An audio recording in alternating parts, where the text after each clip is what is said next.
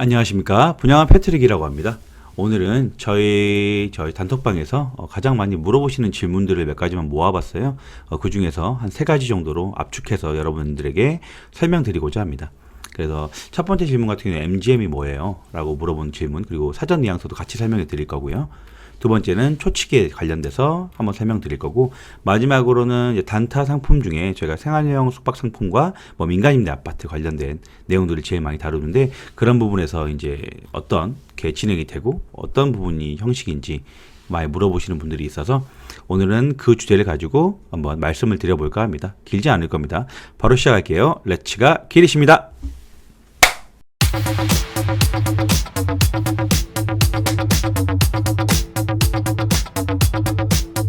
Wait a minute.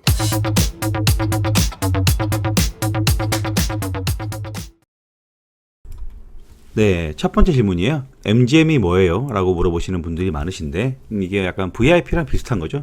Very Important Person이라고 해서 줄임말처럼 이것도 Members Get Members라는 줄임말입니다. 그래서 시행사가 부동산에게 주는 수수료라고 보시면 될 것 같아요. 일종의 시행사가 주는 홍보비 같은 거라고 보시면 될 것 같고요. 보통 이런 것들은, 이런 현장 같은 경우 한 10군데 정도가 있다면 단타 청약 중에 한 7, 8군데 정도는 나오는 것 같아요. 안 나오는 것도 요즘 많이 생기는 것 같은데, 아무래도 부동산 시장이 작년부터 쭉 불장이었죠. 그래서 굳이 내가 이렇게 홍보하지 않아도 줄 이유는 없다라고 보는 것 같기도 하고, 그래서 그런 현장들을 뭐 대충 읊어보면, 뭐 대강 오송 로제비앙 1차도 그랬고요. 이번 연도에 했던 구리역 더 리브 더 웰 오피스텔도 마찬가지였고, 이것도 생숙과 오피스텔 같이 했었죠. 점에 됐었고요. 그리고 이건 다 아실 것 같은데, 부산의 뜨거운 감자였죠. 북항 드메르도 있었죠. 이것도 MGM 나왔고요. 그러니까 거의 대부분 현장들이 많이 나왔습니다. 대략 50에서 한 100만 원 정도 나온다고 보시면 되는데, 이런 것들이 이제 발품 파는 만큼 찾을 수 있는 거죠. 이걸 받으시려면 사실 사전 의향서를 작성해 주시면 간단한 겁니다. 근데 이게 어떻게 바라봐야 되냐면, 홈페이지에서 여러분들이 이런 청약 관련 청약 홈페이지에 들어가시면 관심 고객 등록이라고 있죠. 거기에 같은 개념이라고 보시면 됩니다.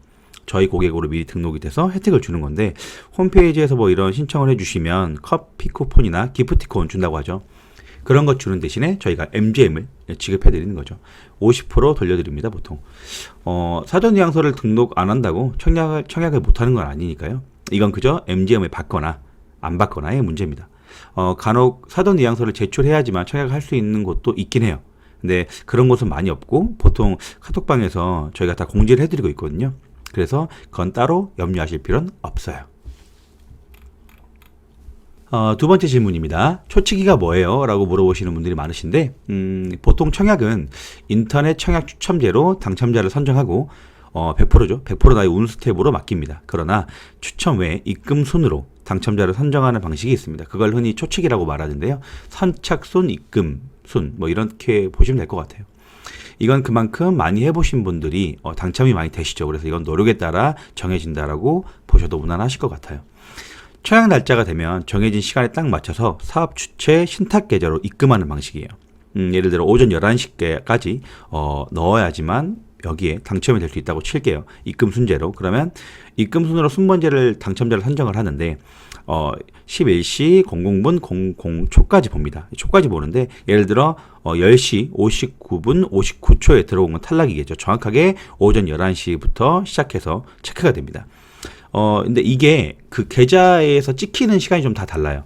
그러니까 내가 내 계좌에서 분명히 오전 11시 00분 00초에 넣었다고 떴어요.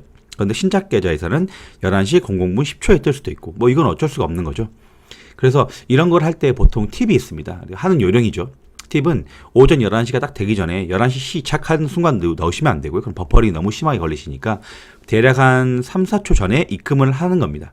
그런데 이게 어느 은행이냐에 따라서 조금씩 다릅니다. 그래서 연습을 그 전에 뭐 하루 전날, 이틀 전날부터 미리 1원씩 넣는 방식으로, 1원 넣는 방식으로, 예를 들어 신탁계좌 신한이라고 할게요. 그러면 국민에서 신한으로, 그리고 하나에서 신한으로 이렇게 넣어보시면 됩니다.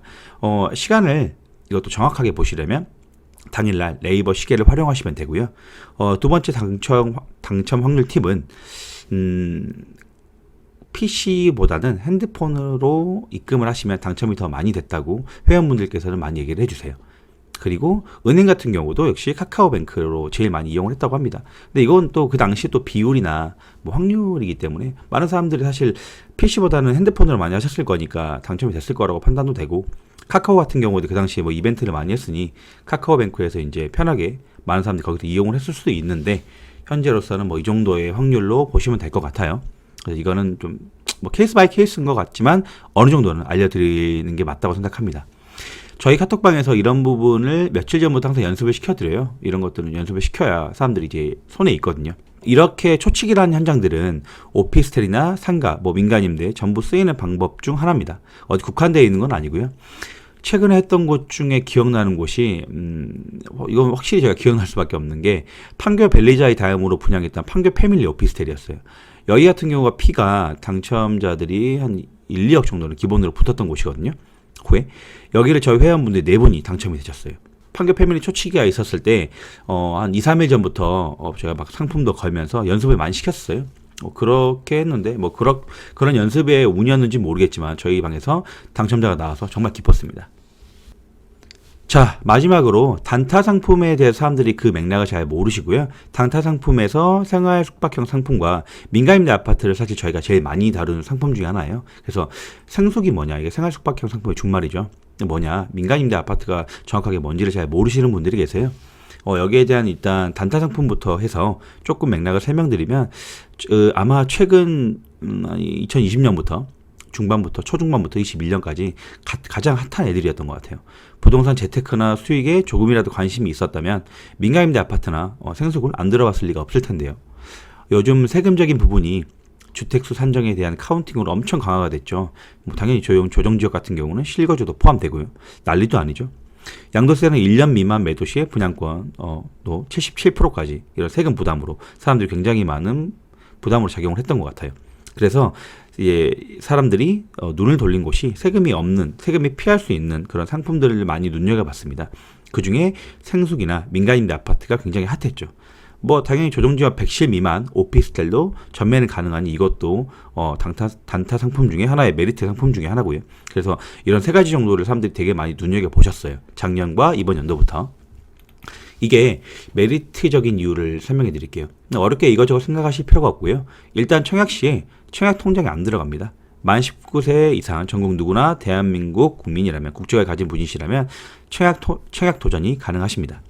청약 당첨 시에 주택수에 포함이 당연히 안 되고요. 분양권 상태에서도 주택법에 적용을 안 받으니까. 그리고 당연히 당첨되고 나서도 느낌이 싸해서 취소하고 싶어도 불이익은 전혀 없어요. 여기서 이런 상품들 중에 차이가 좀 있다면, 조정지역 100실 미만 오피스텔이나 생활력 숙박형 상품 같은 경우는 전매를 하고 그 프리미엄을 저희가 받거든요. 네, 그 프리미엄에서 55%의 양도세가 발생합니다. 그런데 민간임대 아파트 같은 경우에는 이런 프리미엄을 받고 나서도 양도세가 없어요.